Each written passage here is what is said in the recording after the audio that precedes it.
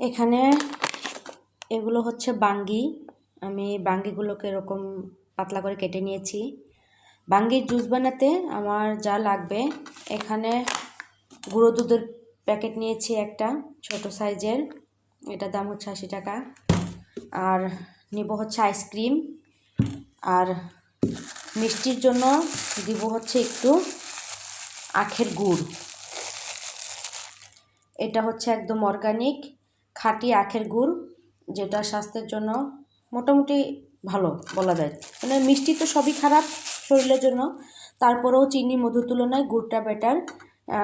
এটা খুবই ভালো এবং অর্গানিক হাতের গুড়। এই গুড়টা আমি দিব, আর একটু গুঁড়া দুধ দিব, একটু আইসক্রিম দিব।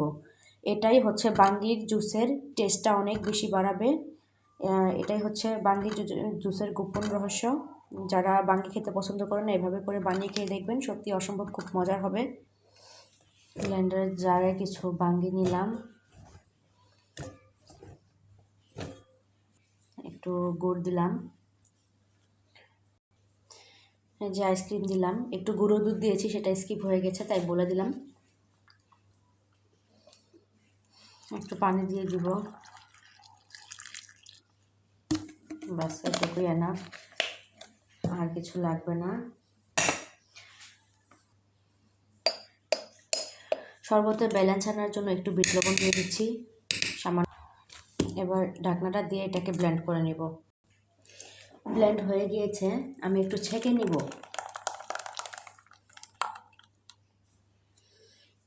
গুড়টা পুরোপুরি গলেনি, সমস্যা নেই।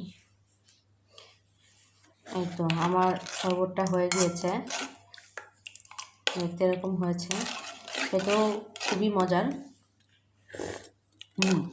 আপনারা যারা খাননি অবশ্যই ট্রাই করবেন, খুবই অসম্ভব মজার হয়েছে। আমি শরবতটা করার সময় ঠান্ডা পানি দিয়ে করেছিলাম।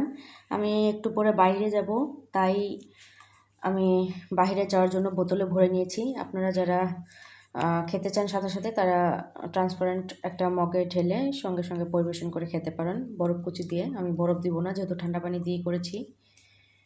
ওকে, ভালো থাকবেন অবশ্যই।